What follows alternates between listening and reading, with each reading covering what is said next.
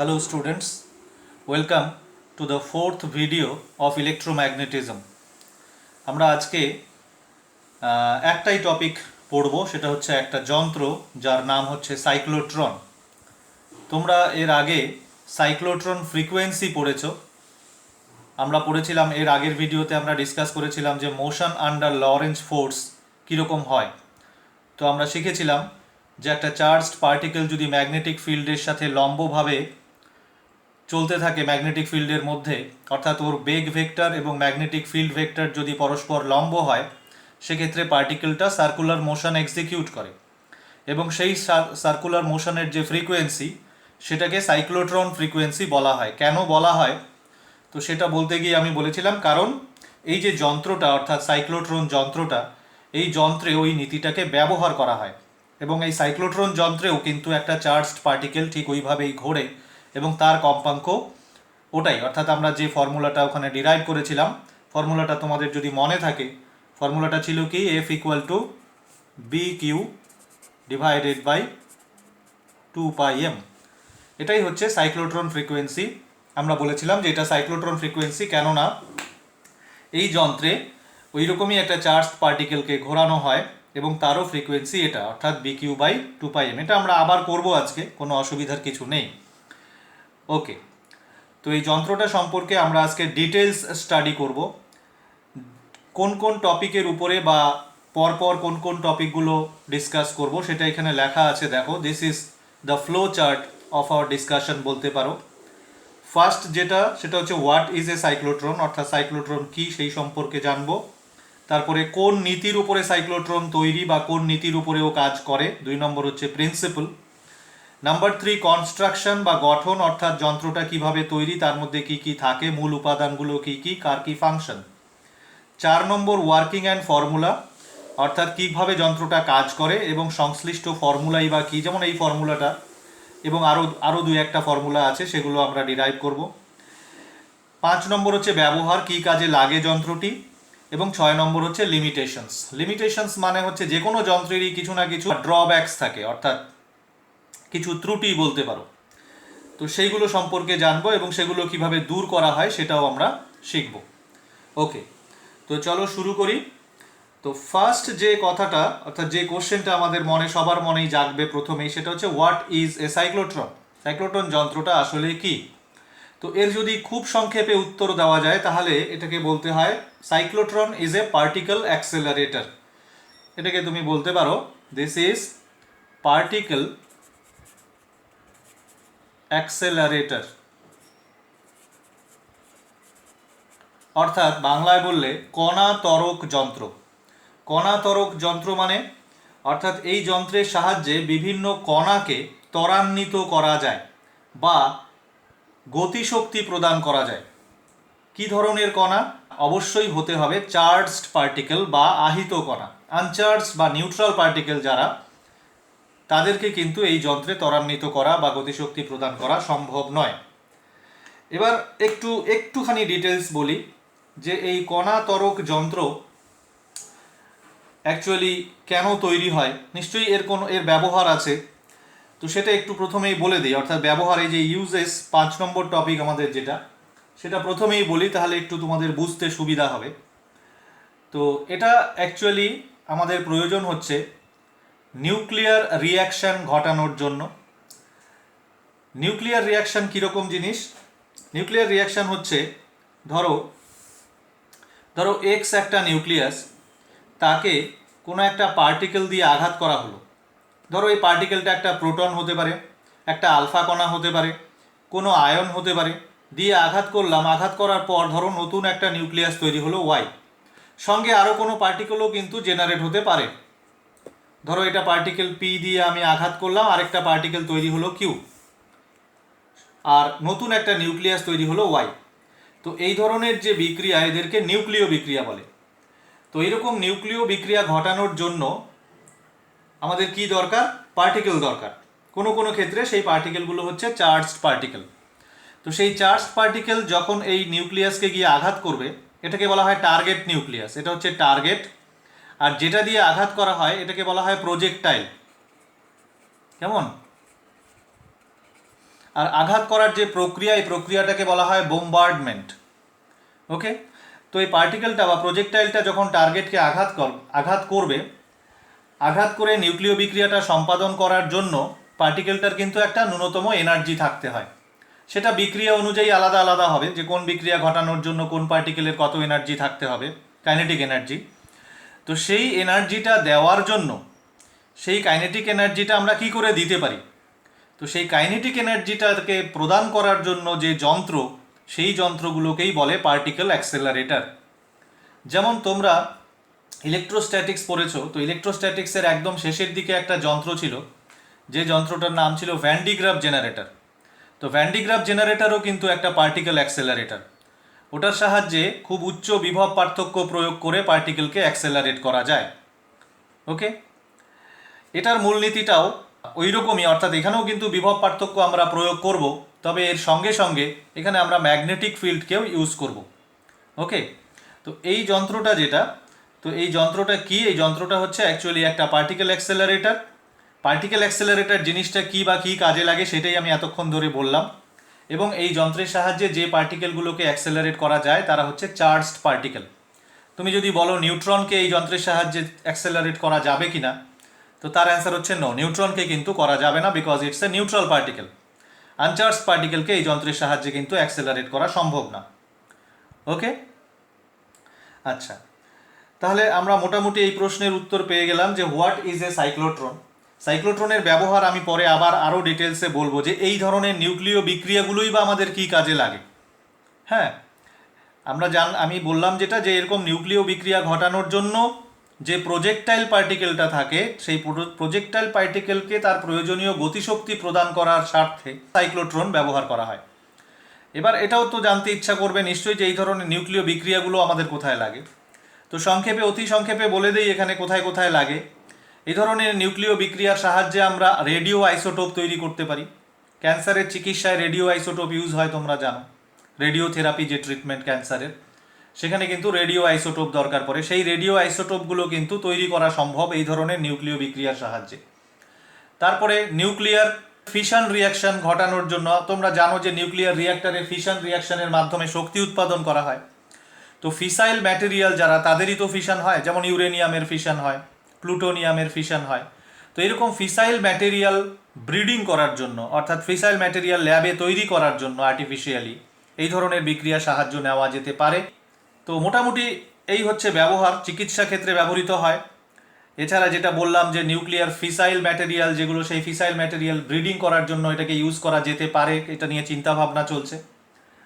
আর particle ফিজিক্সের গবেষণায়, অর্থাৎ পদার্থবিদ্যার গবেষণা সংক্রান্ত কাজে কিন্তু আমাদের এই যন্ত্রটা খুব প্রয়োজন পড়ে। কারণ সেই ক্ষেত্রে এই ধরনের আর্টিফিশিয়াল নিউক্লিয়ার রিয়াকশান ঘটিয়ে বিভিন্ন মৌলিক কণা সম্পর্কে জানা যায়। তোমরা অলরেডি জানো যে এই মৌলিক কণা, যেমন ধরো হিগস বোসন সম্পর্কে তোমরা নিশ্চয়ই শুনেছ। তো সেই যে মৌলিক কণাগুলো যে উৎপাদন করার যে প্রক্রিয়া ল্যাবে, তো সেই ক্ষেত্রে কিন্তু একটা কলিশন প্রয়োজন হয়। তো সেই কলিশনের জন্য যে অ্যাটমের বা যে আয়নের কলিশন ঘটানো হয়, তাদের প্রচুর পরিমাণ গতিশক্তি থাকতে হয়। তো সেই গতিশক্তি প্রদান করার জন্যও কিন্তু এই ধরনের পার্টিকেল অ্যাক্সেলারেটর ইউজ করা হয়। এক কথায় বলতে গেলে যেটা, তাহলে পার্টিকেল ফিজিক্সের গবেষণায় কিন্তু এই যন্ত্রটার গুরুত্ব অনেক। বুঝতে পেরেছ? ওকে, তো ইউজ আমি কিন্তু বলেই ফেললাম যে কোথায় কোথায় ইউজ হয় মোটামুটিভাবে।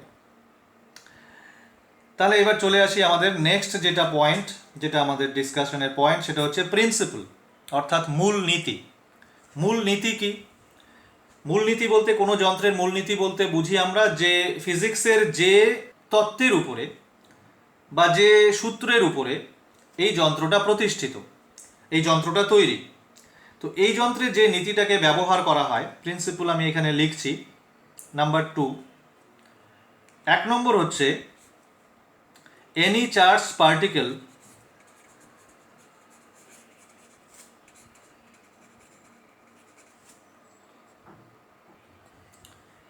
gains kinetic energy when accelerated through potential differences। অর্থাৎ যে কোনো চার্জ পার্টিকেলকে যদি কোনো বিভব পার্থক্যের মধ্যে দিয়ে পাঠানো হয় সে কিন্তু কাইনেটিক এনার্জি গেইন করতে পারে। যেরকম আমি একটা এক্সাম্পল বলি, ধরো এটা একটা প্লেট, এটা আরেকটা প্লেট, ধরো এটা পজিটিভ বিভবে আছে, এটা নেগেটিভ বিভবে আছে। ধরো এই দুটো প্লেটের মধ্যে যে বিভব পার্থক্য, মনে করো 10⁵ ভোল্ট। ওকে, এই দুটো প্লেটের মধ্যে বিভব পার্থক্য হচ্ছে 10⁵ ভোল্ট। এবার আমি একটা প্রোটনকে এখানে জাস্ট এই পজিটিভ প্লেটের সামনে যদি ছেড়ে দিই, এটা একটা প্রোটন, হোয়াট উইল হ্যাপেন? দেখো এই বিভব পার্থক্যের দরুন এই পজিটিভ প্লেট থেকে নেগেটিভ প্লেটের দিকে একটা তড়িৎ ক্ষেত্র থাকবে, খুব স্ট্রং তড়িৎ ক্ষেত্র, যেহেতু বিভব পার্থক্যটা খুব হাই। ধরো এই তড়িৎ ক্ষেত্রের প্রাবল্য যদি ই হয়, তাহলে এই প্রোটনটা কিন্তু এই তড়িৎ ক্ষেত্রের মধ্যে এই তড়িৎ ক্ষেত্রের দিকে বল অনুভব করবে, যেহেতু এটা পজিটিভ চার্জ। সেই বলের মান কত? বলের মান হবে কিউ ইন্টু ই, প্রোটনের চার্জ যদি কিউ হয়। এর জন্য ওর ত্বরণ হবে, ফলে ওর ত্বরণ কত হবে? F/m, that is equal two QE/m। তো এই ত্বরণ নিয়ে কিন্তু ও ছুটতে শুরু করবে এবং এই প্লেটে এসে পৌঁছাবে। এই প্লেটে আস্তে আস্তে ও কিন্তু বেগ অর্জন করবে, অর্থাৎ ও গতিশক্তি অর্জন করবে। বোঝা গেল? তার মানে আমরা কি দেখতে পাচ্ছি, যে কোনো চার্জড পার্টিকেলকে যদি কোনো পোটেনশিয়াল ডিফারেন্সের মধ্যে দিয়ে পাঠানো যায়, তাহলে ও কাইনেটিক এনার্জি গেইন করে। এক্ষেত্রে ও কত কাইনেটিক এনার্জি গেইন করবে সেটাও আমরা বের করতে পারি। এক্ষেত্রে বিভব পার্থক্য, যদি আমি এই বিভব পার্থক্যের মানটা, যেটা আমি 10⁵ ভোল্ট নিয়েছি, এটাকে আমি ভি যদি লিখি, চার্জ যদি কিউ হয়, তাহলে পরে ও যে পরিমাণ গতিশক্তি অর্জন করবে, ডাব্লু ইকুয়াল টু, ডাব্লু বলো বা ই বলো বা ই কে বলো বা কাইনেটিক এনার্জি কে ই বলো, এই কাইনেটিক এনার্জিটা কত হবে? এই কাইনেটিক এনার্জিটা হবে হচ্ছে কিউ ইন্টু ভি। বুঝতে পেরেছ? ঠিক এই পরিমাণ গতিশক্তি কিন্তু ও অর্জন করবে। So this is one principle which is used in this instrument. And number two হচ্ছে এইটা, এই যে ফ্রিকোয়েন্সির ফর্মুলা, অর্থাৎ যখন কোনো চার্জড পার্টিকেল কোনো ম্যাগনেটিক ফিল্ডের মধ্যে লম্বভাবে প্রবেশ করে, তখন সে বৃত্তগতি সম্পাদন করে। ধরো এইদিকে ম্যাগনেটিক ফিল্ড আছে বি প্রাবল্যের, ধরো একটা চার্জ পার্টিকেল ভি বেগে, এই যে চার্জ পার্টিকেলটা ধরো positively charge particle Q V বেগে প্রবেশ করলো লম্বভাবে, তখন ও কী হয়? ওর কী হয় আমরা জানি, যে ও বৃত্তগতি সম্পাদন করে। তো এই বৃত্তগতির যে কম্পাঙ্ক, সেই কম্পাঙ্কের ফর্মুলা হচ্ছে BQ/2πm। এই কম্পাঙ্কের ফর্মুলার বৈশিষ্ট্য হচ্ছে, এটা আমরা আগেও ডিসকাস করেছি, যে এই কম্পাঙ্কটা কিন্তু বৃত্তের ব্যাসার্ধ বা পার্টিকেলটার ভেলোসিটির উপরে ডিপেন্ডেন্ট নয়। ভেলোসিটির উপরে ডিপেন্ডেন্ট নয় মানে অবশ্যই কাইনেটিক এনার্জির উপরেও ডিপেন্ডেন্ট নয়। তার মানে পার্টিকেলটা ছোট ব্যাসার্ধের বৃত্তে ঘুরুক বা বড় ব্যাসার্ধের বৃত্তে ঘুরুক, কম বেগে ঘুরুক বা বেশি বেগে ঘুরুক, সব ক্ষেত্রেই কিন্তু ওর ফ্রিকোয়েন্সি একই থাকে, যদি ম্যাগনেটিক ফিল্ডটা কনস্ট্যান্ট থাকে। কথা পরিষ্কার? তো এইটা একটা নীতি, যেটা এই যন্ত্রে, সাইক্লোট্রন যন্ত্রে কিন্তু ব্যবহার করা হয়। Cyclotron frequency does not depend আপন the radius of the circle or v, that means the velocity of the particle, or for that matter kinetic energy of the particle. কথা বুঝতে পারলে? অর্থাৎ যখন কোনো চার্জড পার্টিকেল কোনো ম্যাগনেটিক ফিল্ডের মধ্যে, ম্যাগনেটিক ফিল্ডের সাথে লম্বভাবে প্রবেশ করে, তখন আমরা জানিও বৃত্তগতি সম্পাদন করে, এই থিওরি আমরা আগেই পড়েছি। সেই বৃত্তগতির যে কম্পাঙ্ক, সেই কম্পাঙ্কটা এমন যে ওটা কিন্তু বৃত্তের ব্যাসার্ধ বা পার্টিকেলটার বেগ বা গতিশক্তির উপরে নির্ভর করে না। So this is also used in this instrument. এই যন্ত্রে কিন্তু এই দুটো জিনিস একসাথে ব্যবহার করা হয়। এই দুটোকে ব্যবহার করে আমরা যন্ত্রের মধ্যে পার্টিকেলকে অ্যাক্সেলারেট করি বা ওর কাইনেটিক এনার্জি বাড়াই। কথা বোঝা গেল?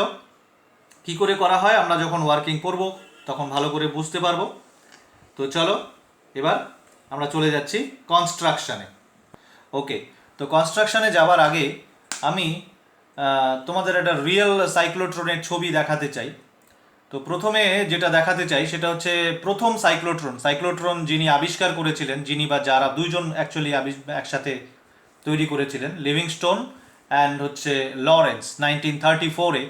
তো সেই সাইক্লোট্রনটা আমি একটু দেখাতে চাই, ইন্টারনেট থেকে যে ছবি পেলাম সেই ছবিটা দেখো একটু। এই হচ্ছে সেই ছবিটা, এটা হচ্ছে ফার্স্ট সাইক্লোট্রন। ওকে, এরপরে একটা মডার্ন সাইক্লোট্রনও দেখো, একটা মডার্ন সাইক্লোট্রনের ছবিও আমার কাছে আছে। দেখো, এটা হচ্ছে একটা আমেরিকার কোনো একটা ইউনিভার্সিটিতে আছে সাইক্লোট্রনটা। তো সাইজটা দেখো, সাইক্লোট্রনের সাইজ কিন্তু অনেক বড়, প্রায় একটা ঘর পুরো অকুপাই করে আছে এটা, মানে পুরোটা না হলেও অন্তত 2/3 অকুপাই করে আছে। বুঝতে পেরেছ? তো বাইরে থেকে দেখতে সাইক্লোট্রন এরকম। এবার আমরা যেটা জানবো সেটা হচ্ছে এর ভেতরে মূল উপাদানগুলো কি কি থাকে এবং কার কি ফাংশন।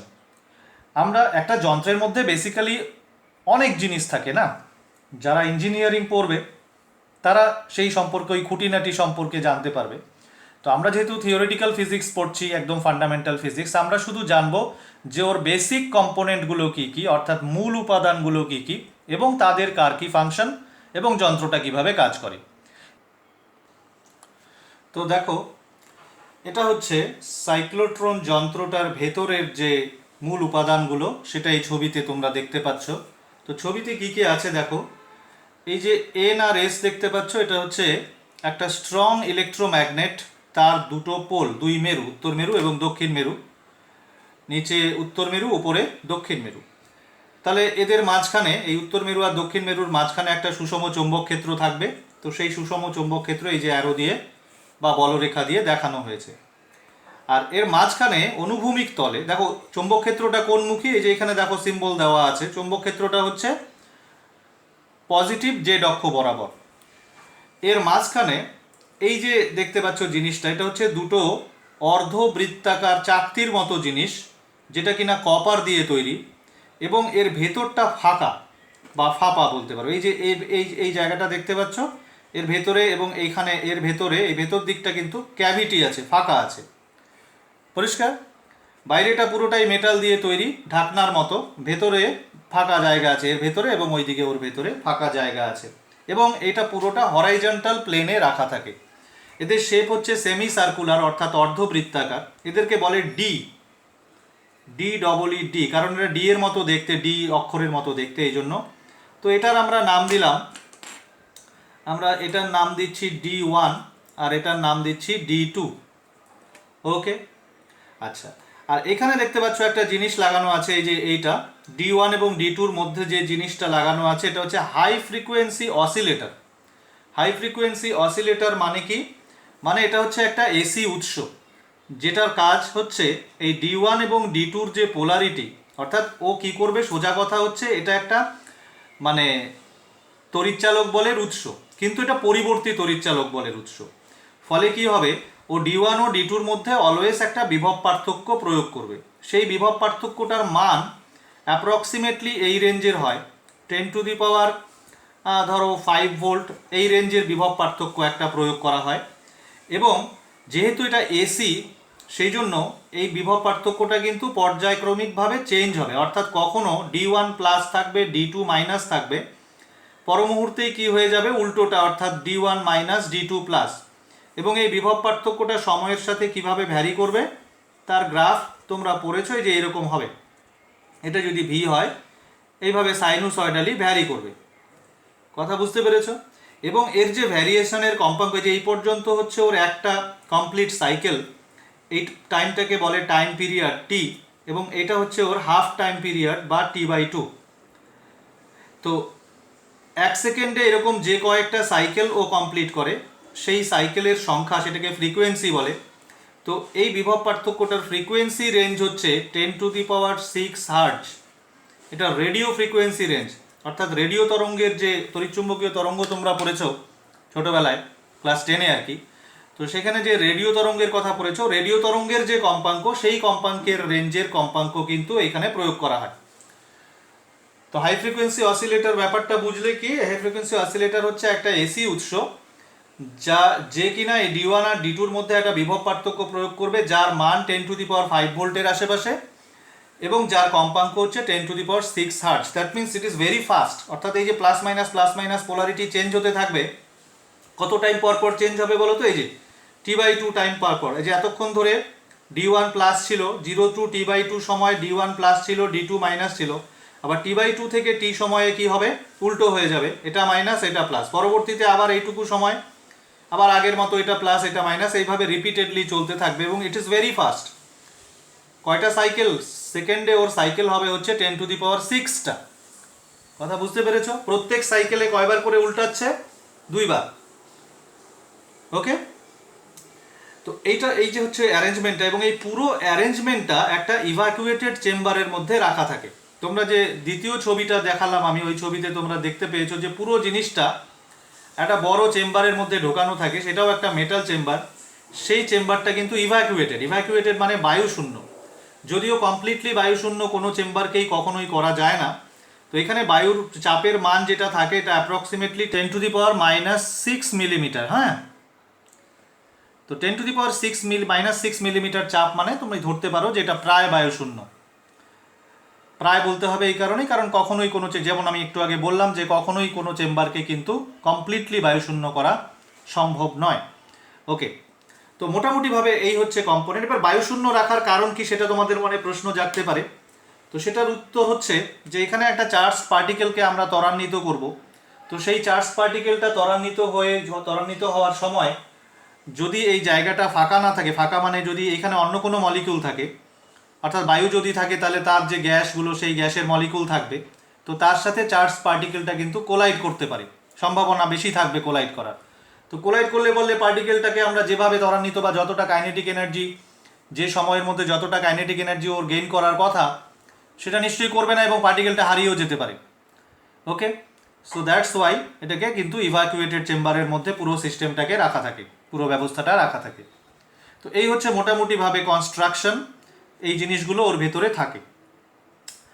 এবার আমরা চলে যাব ওয়ার্কিং, কি করে ও কাজ করে এবং সংশ্লিষ্ট ফর্মুলাই বা কি।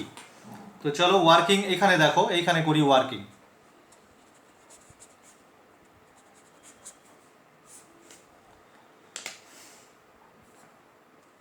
তো ওয়ার্কিংটা ভালোভাবে বোঝার জন্য আমি কি করছি দেখো, আমি এই যে D1 আর D2 এই দুটোকে শুধু আঁকবো হরাইজন্টাল প্লেনে, অর্থাৎ D2 উপর থেকে দেখলে যেমন দেখতে লাগবে, টপ ভিউ যেটা, সেটা এখানে আঁকছি, তাহলে আমাদের বুঝতে সুবিধা হবে। এই দেখো, এই হচ্ছে D2 মাঝখানে সামান্য গ্যাপ থাকে, এটা হচ্ছে তোমার D1,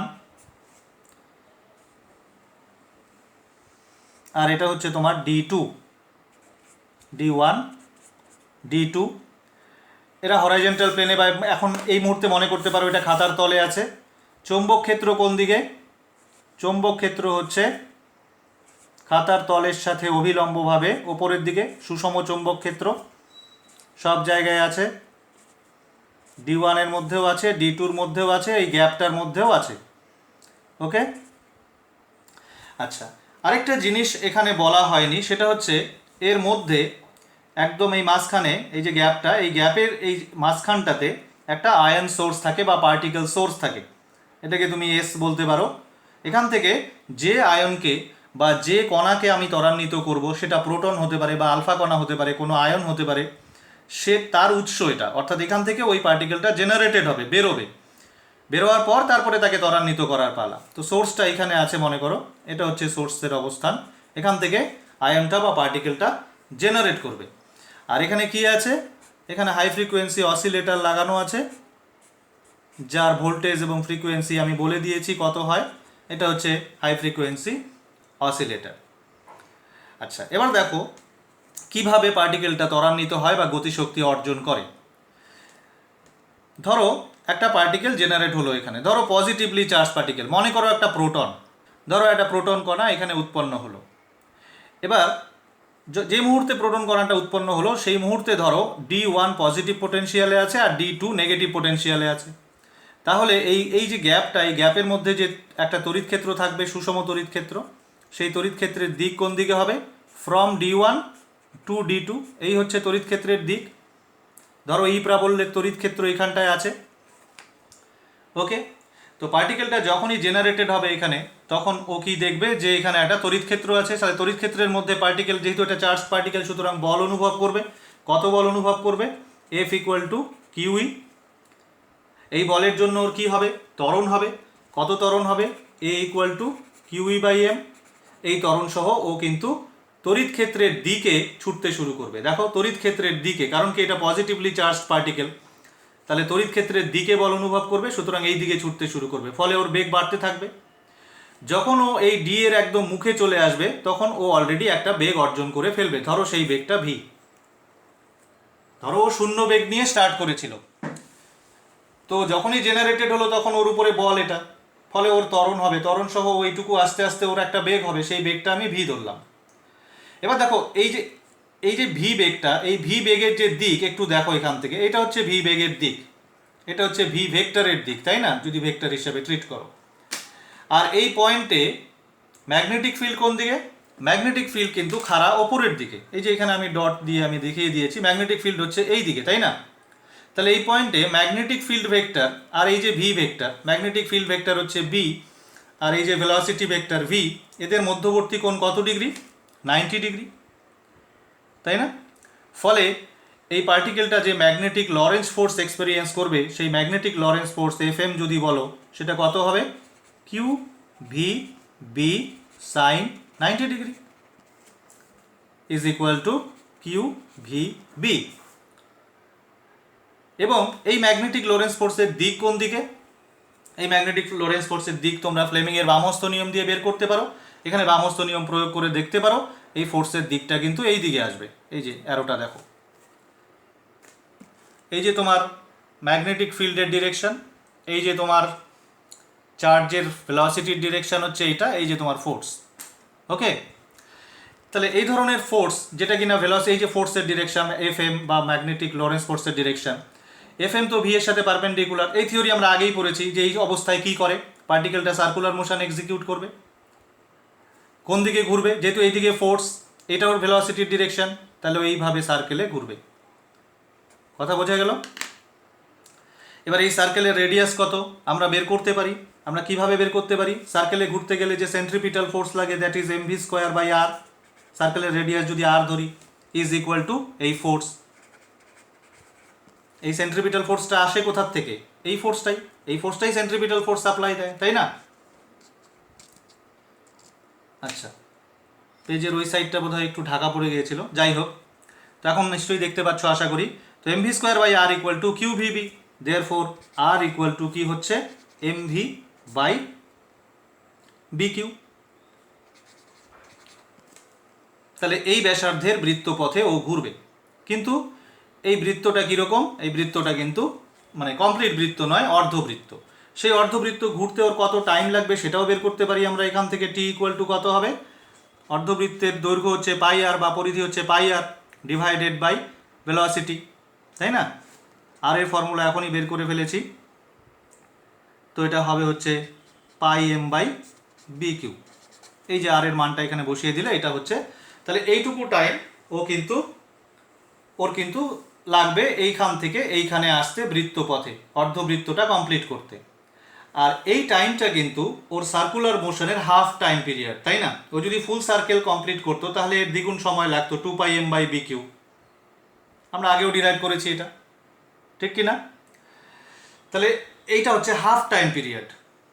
ওকে, এইবার এই যে আমরা যে এইখানে হাই ফ্রিকোয়েন্সি অসিলেটর ইউজ করেছি, এই হাই ফ্রিকোয়েন্সি অসিলেটরের যে ফ্রিকোয়েন্সি বা কম্পাঙ্ক, এটা এমনভাবে নির্বাচন করা হয় বা এমনভাবে সেট করা হয় যে এই পার্টিকেলটার যে কম্পাঙ্ক, এই পার্টিকেলটার কম্পাঙ্ক কত এখানে বের করে নেই। এটা যদি হাফ টাইম পিরিয়ড হয় তাহলে ফুল টাইম পিরিয়ড হচ্ছে কত?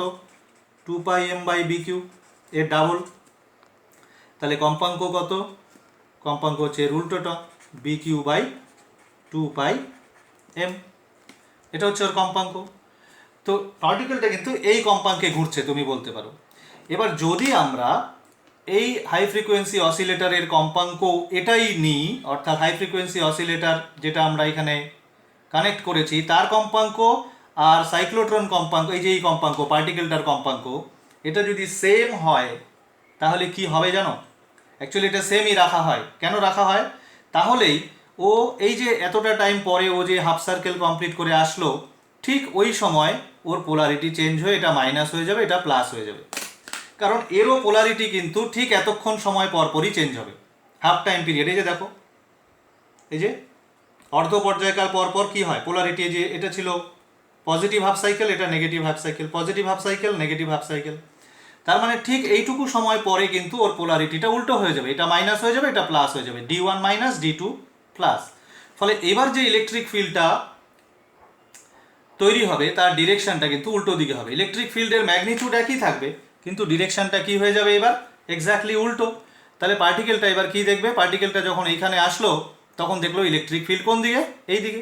তাহলে ইলেকট্রিক ফিল্ড যখন এই দিকে, তখন ওই দিকে আবার বল অনুভব করবে, এই বলটাই অনুভব করবে, এই যে এই বলটাই অনুভব করবে, আবার ওর ত্বরণ হবে, তাহলে আবার ওর বেগ বাড়বে। এতক্ষণ কিন্তু ওর বেগ বাড়েনি, ভাবো, কারণ আমরা জানি যে ম্যাগনেটিক ফিল্ডের সাথে পারপেন্ডিকুলারলি যদি কোনো চার্জ পার্টিকেল মুভ করে তার বেগের মান কিন্তু পরিবর্তন হয় না, শুধু বেগের দিক পরিবর্তন হয়, যার জন্য ও সার্কুলার মোশন এক্সিকিউট করে। তাহলে এইটুকু সময় কিন্তু ওর বেগের মানের কোনো পরিবর্তন হয়নি, ভি বেগেই চলছে, মানে এইখানে আস্তে আস্তে ও যে বেগটা অর্জন করেছিল ঠিক সেই বেগেই এই রাস্তাটা অতিক্রম করে এইখানে আসলো। এইখানে আসার পর আবার ওর উপরে ফোর্স এক্সার্টেড হবে, electric force which is kiwi, আবার ওর ত্বরণ হবে, আবার ওর বেগ কিন্তু বাড়বে। তাহলে এখান থেকে যখন এইখানে আসবে বেগ কিছুটা বেশি হয়ে যাবে, পরিষ্কার?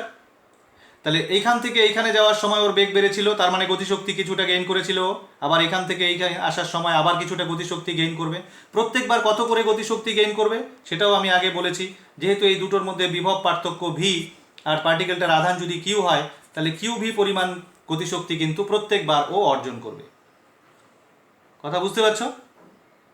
যতবার এই গ্যাপটাকে ও ক্রস করবে ততবার কিউভি পরিমাণ গতিশক্তিও অর্জন করবে। তাহলে কিউভি পরিমাণ গতিশক্তি অর্জন করে এখানে আসলো, ওর গতিশক্তি বাড়লো, মানে বেগ বাড়লো। তো বেগ যদি বাড়ে তাহলে দেখো কি হবে, এই রেডিয়াসের ফর্মুলার দিকে একটু তাকাও, বেগ বাড়লে কি হবে, বেগ বাড়লে ওর কিন্তু বৃত্তপথের ব্যাসার্ধ বেড়ে যাবে। ওকে, তাহলে এবার আবার ও সার্কুলার মোশন করতেই থাকবে, কিন্তু ওর সার্কেলের রেডিয়াসটা একটু আগের তুলনায় বড় হয়ে যাবে, পরিষ্কার?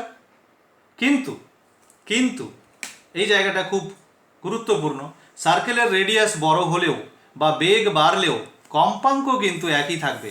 আমরা থিওরিতে মানে প্রিন্সিপাল পড়ার সময় এটাকে কথাটা বলেছিলাম, যে এই নীতিটাকে এখানে ইউজ করা হয়, যে কম্পাঙ্ক কিন্তু ওর বেগ বা বৃত্তের ব্যাসার্ধের উপর ডিপেন্ড করে না। ও যত বড় বড় বৃত্তে ঘুরুক বা যত ছোট বৃত্তে ঘুরুক বা যত বেশি বেগে ঘুরুক কম বেগে ঘুরুক, বৃত্তের ওর কিন্তু গতির কম্পাঙ্ক কিন্তু একই থাকবে। তার মানে যতক্ষণও এই যন্ত্রটার ভিতরে ঘুরবে ততক্ষণও এই কম্পাঙ্ক নিয়েই ঘুরবে। তার মানে আবার ওর কিন্তু এটা যদিও বড় অর্ধবৃত্ত এর তুলনায়, কিন্তু এইটুকু কমপ্লিট করতে কিন্তু ওর আবার এই টাইমটাই লাগবে, পাই এম বাই বি কিউ। বুঝতে পেরেছ? তাহলে আবার যদি এই টাইমটাই ওর লাগে, তাহলে যখন ও এখানে আসবে আবার দেখবে কি হয়ে গেছে, এটা হয়ে গেছে আবার মাইনাস, এটা প্লাস, আবার ইলেকট্রিক ফিল্ড এই ডিরেকশনে, আবার ফোর্স ওর উপরে ক্রিয়া করবে, আবার ওর ত্বরণ হবে, আবার ওর বেগ বাড়বে, আবার ও এতটা গতিশক্তি নতুন করে অর্জন করবে, ওর বেগ আরও বাড়বে, বাড়লে এবার বৃত্তের ব্যাসার্ধ আরও বাড়বে, এরকম হবে, আবার এখানে কিছু গতিশক্তি অর্জন করবে, এইভাবে ও বৃত্তের ব্যাসার্ধ কিন্তু ওর বাড়তে থাকবে, বাড়তে থাকবে। একদম যখন ও পেরিফেরিতে চলে আসবে, অর্থাৎ এই ডি এর একদম প্রান্তে চলে আসবে, সাফিসিয়েন্ট গতিশক্তি অর্জন করে ফেলবে, তখন এখানে একটা উইন্ডো থাকে, এই জায়গাটাতে থাকে একটা উইন্ডো, এই উইন্ডোর পাশে লাগানো থাকে একটা ডিফ্লেক্টর প্লেট, এরকম একটা প্লেট লাগানো থাকে। এটাকে তুমি ধরো এটা পজিটিভলি চার্জ পার্টিকেল, এই ডিফ্লেক্টর প্লেটকে যদি অ্যাক্টিভেট করে দাও, ধরো এটাকে যদি নেগেটিভ পোটেনশিয়াল দিয়ে দাও, তাহলে ও কী করবে, ও যে বৃত্তপথে ঘুরছিল এখান থেকে ও সামান্য টেনে নেবে, বিচ্যুত করবে, ফলে ওই উইন্ডো দিয়ে পার্টিকেলটা কিন্তু বেরিয়ে আসবে। কথাটা বোঝা গেল কি ব্যাপারটা আমি বলতে চাইলাম এখানে? বিষয়টা হচ্ছে ও এরকম ঘুরছিল, এরকম ঘুরছিল, এরকম ঘুরছিল, এবার ওকে যদি আমি বের করতে চাই, আমাকে তো উদ্দেশ্য কি, পার্টিকেলটাকে বের করে একটা নিউক্লিয়ার রিয়াকশন ক্যারি আউট করা, ঘটানো। তো নিউক্লিয়ার রিয়াকশন ঘটানোর জন্য আমি টার্গেট এখানে রেখে দিয়েছি, ধরো এটা হচ্ছে টার্গেট নিউক্লিয়াস। তাহলে ওকে এই পথ থেকে বিচ্যুত করার জন্য আমরা কি করি, আমরা এখানে একটা নেগেটিভলি মানে একটা প্লেট রাখি, যেটা ইচ্ছামতো অ্যাক্টিভেট ডিঅ্যাক্টিভেট করতে পারবো। তো এটাকে নেগেটিভলি চার্জ করে দিলাম, তাহলে ও কী করবে, ঘুরতে ঘুরতে ঘুরতে ঘুরতে যখন এই জায়গায় আসবে, তখন এই নেগেটিভ প্লেটের টানে, যদি এটা পজিটিভ পার্টিকেল হয় আর কি, তাহলে এরকমভাবে গতিপথ থেকে বিচ্যুত হয়ে যাবে, ও চলে আসবে এই দিকে, কিছুটা শিফট হয়ে যাবে ওর গতিপথ থেকে। কথা বোঝা গেল? উইন্ডো খুলে দিলে ও চলে আসবে। তো এরকম একটা উইন্ডো এখানে বানানো থাকে, এখানে আমি দেখানো হয়নি, সেই উইন্ডোটা আমি দেখাইনি। তো এখানে একটা এরকম উইন্ডো বানানো থাকে, উইন্ডোর পাশে এরকম একটা প্লেট থাকে, এই প্লেটটাকে যদি অ্যাক্টিভেট করো, সঙ্গে সঙ্গে পার্টিকেলটাকে ও সামান্য একটু ডিফ্লেক্ট করে বের করে নিয়ে আসে, এবং তখন এটাকে টার্গেটে হিট করানো যায়। ওকে, তো মোটামুটিভাবে আমরা এটা ওয়ার্কিং করলাম যে কি করে ও কোনো পার্টিকেলকে, কোনো চার্জ পার্টিকেলকে ত্বরান্বিত করে বা গতিশক্তি প্রদান করে বলতে পারো। এখানে কি করা হয় অ্যাকচুয়ালি, পার্টিকেলটাকে তার গতিশক্তি বাড়ানো হয়। কিভাবে বাড়ানো হয়? By applying two fields, electric field and magnetic field. এবং এই দুটো ফিল্ডের বৈশিষ্ট্য কি? এরা কিন্তু ক্রসড ফিল্ড, এটা মনে রাখবে। ক্রসড ফিল্ড কেন? যদি ইলেকট্রিক ফিল্ড এটা হয় তাহলে ম্যাগনেটিক ফিল্ড এটা, তাই না? এই দেখো, এইদিকে ইলেকট্রিক ফিল্ড আর এইদিকে ম্যাগনেটিক ফিল্ড। কখনো ইলেকট্রিক ফিল্ড এইদিকে, ম্যাগনেটিক ফিল্ড এইদিকে। তার মানে always E and B are perpendicular to each other. এই ধরনের কোনো জায়গায় যদি ই এবং বি একসাথে থাকে, electric field and magnetic field যদি একসাথে প্রয়োগ করা হয়, তো সেটাকে আমরা ইলেকট্রোম্যাগনেটিক ফিল্ড বলি। এবং যদি ওরা পরস্পর লম্বভাবে থাকে তাহলে এটাকে বলে ক্রসড ফিল্ড। ক্রসড তার মানে একটার সাথে আরেকটা লম্ব। তো এরকম ক্রসড ফিল্ড প্রয়োগ করে আমরা কি করি? আমরা পার্টিকেলের গতিশক্তি বাড়াতে থাকি। কেমন করে বাড়াতে থাকি? আমরা ইলেকট্রিক ফিল্ডের দ্বারা ওর গতিশক্তি বাড়াই আর ম্যাগনেটিক ফিল্ডের দ্বারা ওকে ঘোরাতে থাকি। বুঝতে পারছো? তো যতবার ও এই গ্যাপটাকে অতিক্রম করবে ততবার ও কত পরিমাণ করে গতিশক্তি অর্জন করবে? কিউবি। কথা বোঝা গেল? তো ঘুরতে থাকলে যত বেশি বার ঘুরবে তত বেশি গতিশক্তি অর্জন করবে। এবার একটা প্রশ্ন মনে জাগতে পারে যে এই পদ্ধতিতে বা এই যন্ত্রের সাহায্যে যে পার্টিকেলগুলোকে আমরা ত্বরান্বিত করি তাতে কীরকম গতিশক্তি ওদেরকে প্রদান করা হয় আর কি, এই যন্ত্র কতটা ক্যাপাবিলিটি, কী পরিমাণ গতিশক্তি দিতে পারে পার্টিকেলগুলোকে। তো তার অ্যান্সার হচ্ছে মেগা ইলেকট্রন ভোল্ট থেকে শুরু করে। ইলেকট্রন ভোল্ট হচ্ছে শক্তির একক। 1 ইলেকট্রন ভোল্ট মানে হচ্ছে 1.6 ইন্টু 10⁻⁻19 জুল। তো mega electron volt, 1 mega electron volt মানে কত? 1 MeV মানে 1.6 ইন্টু 10⁻⁻13 জুল। বুঝতে পারছো? 10⁻6 ইলেকট্রন ভোল্ট মানে 1 mega electron volt, so it is 1.6 into 10⁻13 joule. তো এইরকম শক্তি থেকে শুরু করে গিগা পর্যন্ত, গিগা ইলেকট্রন ভোল্ট পর্যন্ত শক্তি কিন্তু অর্জন করতে পারে এই যন্ত্রের ভিতরে কোনো charged particle. Mega electron volt থেকে গিগা ইলেকট্রন ভোল্ট রেঞ্জ পর্যন্ত, এটা হচ্ছে রেঞ্জ আর কি। ওকে, বিভিন্ন ক্যাপাবিলিটির সাইক্লোট্রন বিভিন্ন জায়গায় আছে। হ্যাঁ, আমাদের ভারতবর্ষেও বিভিন্ন জায়গায় আছে। তো এই সাইক্লোট্রনগুলো বিভিন্ন কাজে ব্যবহৃত হয়। যেমন ধরো মেডিকেল পারপাসে আমি বললাম, যেমন ক্যান্সারের ট্রিটমেন্টের জন্য যে রেডিও আইসোটোপ দরকার হয় সেটা প্রোডাকশন করতে এই সাইক্লোট্রন ইউজ করা হয়। তো ক্যান্সার রিসার্চ ইনস্টিটিউট যেগুলো বা ক্যান্সার হসপিটাল যেগুলো বড় বড়, সেইখানে সাইক্লোট্রন থাকে। তারপরে ফিজিক্স ল্যাবে তো আছেই, বড় বড় ফিজিক্স ল্যাবগুলো, যেমন TIFR আছে। ঠিক আছে? তো এই হচ্ছে ব্যাপার। আচ্ছা, এবার আমরা যেটা জানতে চাই, যে আমি যেমন বললাম যে কীরকম রেঞ্জের গতিশক্তিও প্রদান করতে পারে একটা চার্জ পার্টিকেলকে। আমি যেমন বললাম যে মেগা ইলেকট্রন ভোল্ট থেকে গিগা ইলেকট্রন ভোল্ট এই রেঞ্জের গতিশক্তি প্রদান করতে পারে। তো একটা সাইক্লোট্রন, একটা নির্দিষ্ট মাপের সাইক্লোট্রন একটা পার্টিকেলকে ম্যাক্সিমাম কত গতিশক্তি প্রদান করতে পারে তারও একটা ফর্মুলা কিন্তু আমরা তৈরি করতে পারি। অর্থাৎ একটা ফিক্সড একটা সাইক্লোট্রন, যে সাইক্লোট্রনের মধ্যে যে চুম্বকটা ব্যবহার করা হয়েছে তড়িৎ চুম্বক, তার শক্তি নির্দিষ্ট, তার যে ডি দুটো নেওয়া হয়েছে তার শেপ নির্দিষ্ট, এভরিথিং ফিক্সড।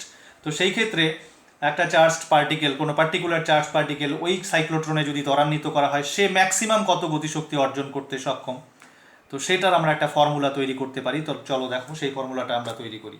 ওকে ওকে, তো আমরা কি করতে যাচ্ছি? Expression for maximum kinetic energy, অর্থাৎ একটা সাইক্লোট্রন যন্ত্রে কোনো একটা পার্টিকেল ম্যাক্সিমাম কত গতিশক্তি অর্জন করতে পারে সেটা আমরা বের করব। তো আমরা দেখো গতিশক্তির ফর্মুলা তো আমরা জানি 12mv², তাই না? পার্টিকেলটার মাস যদি m হয় আর v যদি গতিবেগ যদি v হয় তাহলে 12mv²। এবার ম্যাক্স কি করে বের করব? Kinetic energy equal to this. তাহলে আমরা কাইনেটিক এনার্জি ম্যাক্স এটা কি করে বের করব? ম্যাক্স মানে হবে 12mv², তাই না? অর্থাৎ ও ঘুরতে ঘুরতে ঘুরতে ঘুরতে একদম যখন ধারে চলে আসবে, ডি এর একদম পরিধির দিকে চলে আসবে, ওই সময়কার যে ওর গতিবেগ সেটা বসবে এখানে। তো ওই সময়কার গতিবেগ কোথা থেকে পাবো? তো তো আমাদের কাছে ফর্মুলা আছে, দেখো আমরা আর এর ফর্মুলা তৈরি করেছিলাম। আর ইকুয়াল টু কী ছিল? MV by B Q. এটা হচ্ছে আর এর একটা জেনারেল ফর্মুলা। তাহলে যখন ও একদম ডি এর পরিধির দিকে চলে আসবে তখন এই আর হবে হচ্ছে ডি এর ব্যাসার্ধ।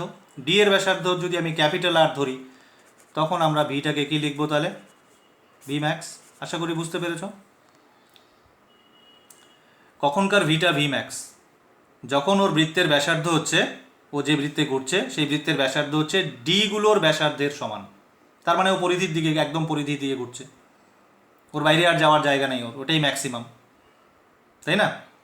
তাহলে v max is equal to কী দাঁড়াচ্ছে? B q r divided by m. তো এটা এখানে সাবস্টিটিউট করে দিলেই হয়ে যাবে। Half m into b square q square r square divided by m square. একটা এম ক্যান্সেল হবে, so it will be b square q square r square divided by, এই এমটা থাকবে না। So this is the formula for maximum kinetic energy. এটাকে তুমি ইকে ম্যাক্সও লিখতে পারো।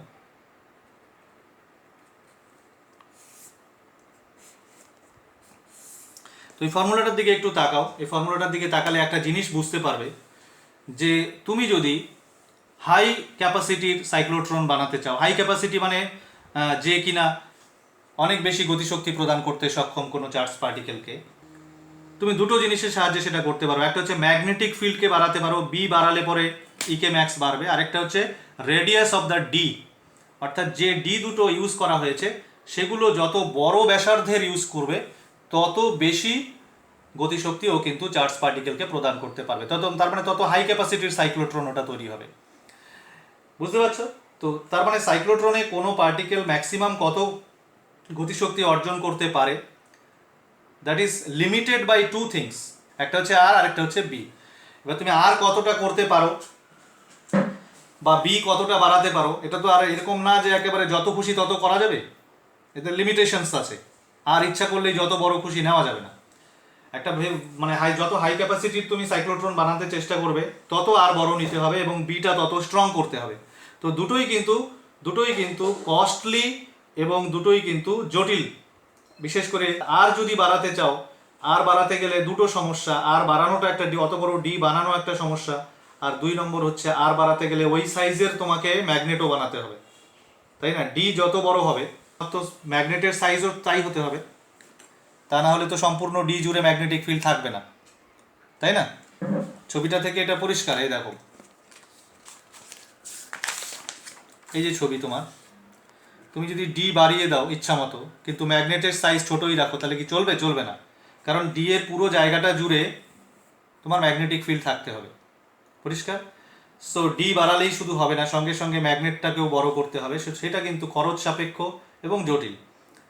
ওকে, মোটামুটি হাই ক্যাপাসিটির সাইক্লোট্রন বানানোর জন্য মানে যে ব্যাসার্ধের ডি প্রয়োজন হয় সেটা রেঞ্জটা কিন্তু অনেক বেশি। ধরো আমি একটা এক্সাম্পল স্বরূপ বলি, ধরো তুমি যদি একটা গিগা ইলেকট্রন ভোল্ট ক্যাপাসিটির সাইক্লোট্রন বানাতে চাও তাহলে হয়তো এরকম হতে পারে যে 100 মিটার ব্যাসের ডি লাগবে বা 100 মিটার ব্যাসার্ধের ডি লাগবে, ব্যাসের না, 100 মিটার ব্যাসার্ধের ডি লাগতে পারে।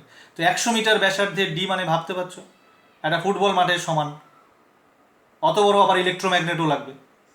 So this is practically impossible to build. তো এটা কিন্তু সাইক্লোট্রনের একটা লিমিটেশনের মধ্যে পড়ে। আমরা লিমিটেশন যখন আলোচনা করব তখন বলবো এটা, যে ভেরি হাই ক্যাপাসিটি সাইক্লোট্রন যদি বানাতে হয় তখন কিন্তু এটা একটা সমস্যা যে অত বড় ডি বানানো সমস্যা, অত বড় ডি এবং অত বড় ইলেকট্রোম্যাগনেট। ওকে, তো এটারও একটা রেমেডি আছে, সেটা আমরা এখন পড়বো একটু পরে। তো চলো, ওকে, তো আমরা ওয়ার্কিং পড়ে নিলাম এবং সংশ্লিষ্ট ফর্মুলাগুলোও জেনে নিলাম। কোন কোন ফর্মুলা আমরা জানলাম? আমরা ব্যাসার্ধের ফর্মুলা জানলাম, আমরা বেগের পার্টিকেলটার কোনো মুহূর্তের বেগের ফর্মুলা জানলাম, টাইম পিরিয়ড জানলাম, ফ্রিকোয়েন্সি জানলাম এবং ম্যাক্সিমাম কাইনেটিক এনার্জির এক্সপ্রেশন জানলাম।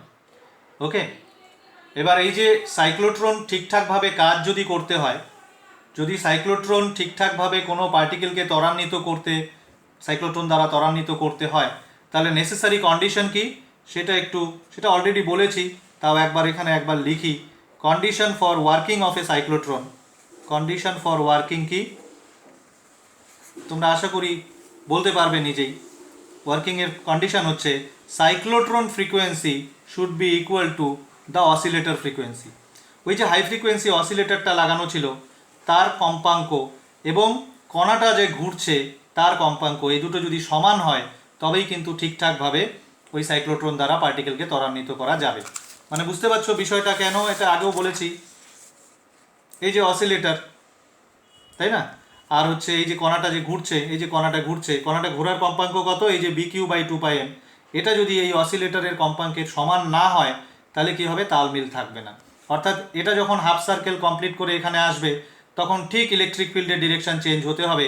এটা ইলেকট্রিক ফিল্ডটা যেটা এইদিকে ছিল সেটা উল্টে যেতে হবে। তো সেটা হতে গেলে কি হতে হবে?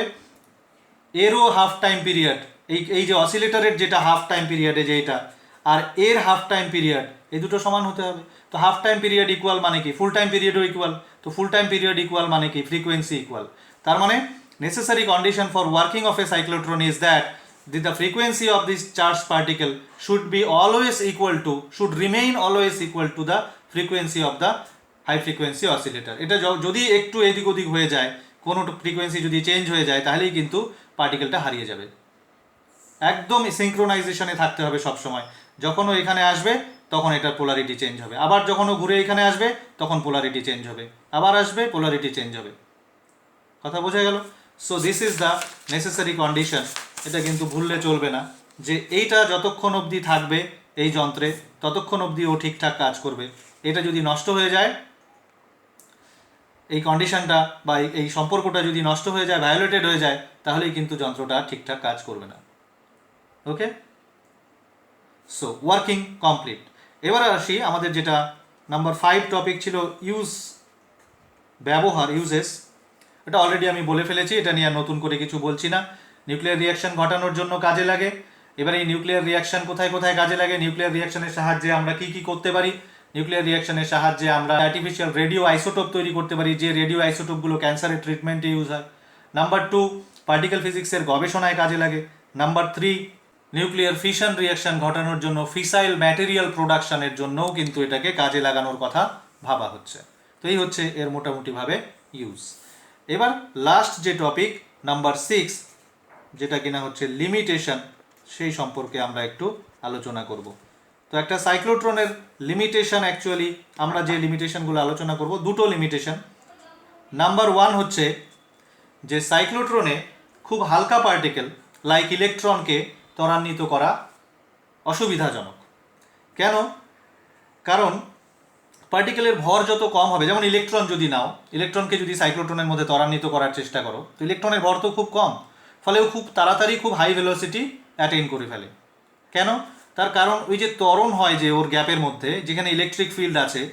একটা কথা তোমাদের হয়তো আমি বলিনি, ইলেকট্রিক ফিল্ডটা কোন জায়গাটায় আছে বলো তো সাইক্লোট্রনে? ম্যাগনেটিক ফিল্ড কোন জায়গায় আছে আর ইলেকট্রিক ফিল্ড কোন জায়গায় আছে? ছবিতে দেখো, ইলেকট্রিক ফিল্ড কিন্তু শুধুমাত্র এই গ্যাপটুকুর মধ্যে আছে, এবং এই গ্যাপকে যখন অতিক্রম করে পার্টিকেলটা তখনই একমাত্র কাইনেটিক এনার্জি গেইন করে। বাকি এই জায়গায় বা এই জায়গায় কিন্তু ওর কাইনেটিক এনার্জির কোনো পরিবর্তন হয় না। ইলেকট্রিক ফিল্ড এই জায়গাটুকুর মধ্যে নেই কেন? কারণ এটা মেটাল চেম্বার, মেটাল মানে পরিবাহী, তো পরিবাহীর ভেতরে ইলেকট্রিক ফিল্ড থাকে না, এটা আমরা জানি। শুধু এই জায়গাটুকুতে ইলেকট্রিক ফিল্ড থাকবে, আর ম্যাগনেটিক ফিল্ড সর্বত্র আছে ইউনিফর্মলি।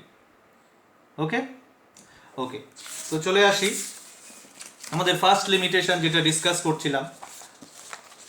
তো ইলেকট্রিক ফিল্ডের মধ্যে কি হয়? পার্টিকেলটার অ্যাক্সেলারেশন হয়। সেই অ্যাক্সেলারেশনের ম্যাগনিটিউড কত? Q into E by M. এবার ভাবো, এই এমটা যদি কম হয় তাহলে অ্যাক্সেলারেশন খুব বেশি হবে। অ্যাক্সেলারেশন বেশি হলেও খুব তাড়াতাড়ি হাই ভেলোসিটি অর্জন করে ফেলবে। তো হাই ভেলোসিটি অর্জন করলে সমস্যা কোথায়? আইনস্টাইন তার রিলেটিভিটির তত্ত্বে প্রমাণ করেছেন যে একটা পার্টিকেল যখন খুব হাই ভেলোসিটিতে চলে তখন তার মাসটা অর্থাৎ ভরটা বেড়ে যায়, এবং তার ইকুয়েশন হচ্ছে M equal to m0 divided by √1 - v²/c², যেখানে v হচ্ছে পার্টিকেলটার বেগ বা ভেলোসিটি, আর m0 হচ্ছে পার্টিকেলটার স্থির অবস্থার ভর, আর m হচ্ছে গতিশীল অবস্থার ভর। তো তুমি দেখতে পাচ্ছ এই ভিটা নর্মাল যে সমস্ত বেগের কথা আমরা জানি আমাদের ম্যাক্রোস্কোপিক ওয়ার্ল্ডের যে বেগগুলো, সেই v is very very less than c, that's why এই ভগ্নাংশটা শূন্যের কাছাকাছি হয় বলে এম আর এম জিরো একই থাকে, আমরা ভরের পরিবর্তন বুঝি না। কিন্তু ইলেকট্রন বা এই জাতীয় পার্টিকেলের ক্ষেত্রে বেগটা কিন্তু খুব তাড়াতাড়ি বেড়ে গিয়ে আলোর বেগের কাছাকাছি চলে আসে। সি মানে আলোর বেগ। ধরো কোনো ইলেকট্রন ত্বরান্বিত হয়ে সাইক্লোট্রন যন্ত্রে 0.6 সি বেগ অর্জন করে ফেললো, তখন কিন্তু এই ভগ্নাংশটা কিন্তু আর নেগলেক্ট করা যাবে না। তো সেই ক্ষেত্রে এম কি হবে, গ্রেটার দ্যান এম জিরো হয়ে যাবে। তার কারণ নিচে দেখো, নিচের সংখ্যাটা লেস দ্যান 1 হবে, তো এম জিরোকে যদি লেস দ্যান 1 দিয়ে ভাগ করো তাহলে এটি will be greater than M zero. পরিষ্কার? তাহলে ভর বেড়ে গেল। এবার ভর বেড়ে গেলে সমস্যা কোথায়? ভর বেড়ে গেলে বিশাল সমস্যা। সমস্যা হচ্ছে এই জায়গায়, অর্থাৎ এই সম্পর্কটা আর থাকবে না। কেন থাকবে না? কারণ সাইক্লোট্রন কম্পাঙ্কের যে ফর্মুলা সেটা হচ্ছে বি কিউ বাই 2πm। এই এমটা যতক্ষণ এম আছে ততক্ষণ এটা এফসি আছে। এমটা যদি চেঞ্জ হয়ে বেড়ে যায় তাহলে এফসি কমে যাবে। তো এফসি যদি কমে যায় এই সম্পর্কটা ভায়োলেট হয়ে যাবে। আমি একটু আগে কি বলছি, এই সম্পর্ক যতক্ষণ আছে ততক্ষণ সাইক্লোট্রন ঠিকঠাক কাজ করবে। এই সম্পর্ক নষ্ট হয়ে গেলেই সাইক্লোট্রন আর ঠিক কাজ করবে না। তাহলে ইলেকট্রনের ক্ষেত্রে কি হবে, ও তাড়াতাড়ি হাই ভেলোসিটি গেইন করে ফেলবে। এরকম ধরনের ভেলোসিটি যখনই ও গেইন করে ফেলবে তখন কি হবে, ওর ভর বেড়ে যাবে। ভর বেড়ে গেলে সাইক্লোট্রন কম্পাঙ্ক কমে যাবে। এই যে এটা সাইক্লোট্রন কম্পাঙ্ক কমে গেলে এই সম্পর্কটা ভায়োলেটেড হয়ে যাবে। এই সম্পর্ক ভায়োলেটেড হয়ে গেলে কিন্তু আর ইলেকট্রনটাকে আর খুঁজে পাওয়া যাবে না, সাইক্লোট্রনের মধ্যে ও ভিতরে হারিয়ে যাবে। বুঝতে পারলে? So this is one problem. তো এই প্রবলেমটার রিমেডি হচ্ছে যে ওই যে অসিলেটর ফ্রিকোয়েন্সি এফ ও, এইটাকে অটোমেটিক্যালি অ্যাডজাস্ট করার একটা ব্যবস্থা করা থাকে। যে সাইক্লোট্রনে এই এফসির সাথে এফ ও অটোমেটিক্যালি অ্যাডজাস্ট করার ব্যবস্থা থাকে, অর্থাৎ এফসি যদি কমে যায় এফ ও কমে যাবে। যত সময় অতিবাহিত হবে এফসি কমতে থাকবে, কারণ এম বাড়তে থাকবে। এফ ওটাও আস্তে আস্তে আস্তে আস্তে কমতে থাকবে, যাতে সব সময় এই সম্পর্কটা থাকে। সেই ধরনের সাইক্লোট্রনকে বলে সিঙ্ক্রো সাইক্লোট্রন। কেমন? সিঙ্ক্রো সাইক্লোট্রন বলে। This is problem number 1, limitation number 1। আরেকটা লিমিটেশন আছে, সেটা হচ্ছে নাম্বার 2। এটা হচ্ছে যে আমরা যদি খুব হাই ক্যাপাসিটির সাইক্লোট্রন বানাতে চাই তাহলে পরে তার যে ডি এর রেডিয়াস অর্থাৎ আর, এটা অনেক বড় নিতে হয়। ফলে ঠিক একই সাইজের ইলেকট্রোম্যাগনেটও নিতে হয়। So this is a problem. তো এই প্রবলেমটার যেটা রেমেডি সেটা হচ্ছে যে সাইক্লোট্রনের যে অসিলেটর ফ্রিকোয়েন্সি অর্থাৎ এফ ও এবং বি অর্থাৎ ম্যাগনেটিক ফিল্ড, আমরা যদি সাইমালটেনিয়াসলি এই দুটোকে চেঞ্জ করি, এমনভাবে চেঞ্জ করা সম্ভব এদেরকে যাতে এই আরটা কনস্ট্যান্ট থাকে। আরটা যাতে কনস্ট্যান্ট, এই আরটা তো ডি এর রেডিয়াস, মানে আমি ফর্মুলাতে যেটা বসিয়েছি নর্মালি, অর্থাৎ ও যে ব্যাসার্ধের বৃত্তে ঘোরে পার্টিকেলটা কোনো মুহূর্তে, সেই আরটা যাতে কনস্ট্যান্ট থাকে। This is possible. কথা বুঝতে পারছো?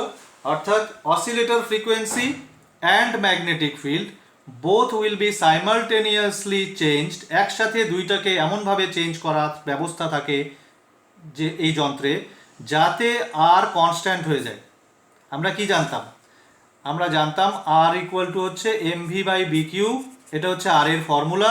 ভি যত বাড়বে, যতবার ও ওই গ্যাপটাকে অতিক্রম করবে ততবার ভি বাড়বে, ভি বাড়লে আর বাড়বে। তো এই জন্য ও কি হচ্ছিল, ও এইভাবে এইভাবে এইভাবে ঘুরছিল। তো আমাদের এইভাবে অ্যাডজাস্ট করা সম্ভব। এই প্রবলেমটার রেমেডি হচ্ছে যে আমরা এরকম করতে পারি, এফ জিরো এবং বিকে এমনভাবে চেঞ্জ করতে পারি যাতে ও এইভাবে ঘুরবে না, একটা নির্দিষ্ট ব্যাসার্ধের বৃত্তেই বারবার ঘুরবে। এরকম যদি করতে পারি, সেটা করা সম্ভব কিভাবে? এফ জিরো এবং বিকে একসাথে চেঞ্জ করতে হবে। এরকম ব্যবস্থা সাইক্লোট্রনের মধ্যে থাকে। এই ধরনের সাইক্লোট্রনকে বলা হয় সিঙ্ক্রোট্রন। সিঙ্ক্রোট্রন।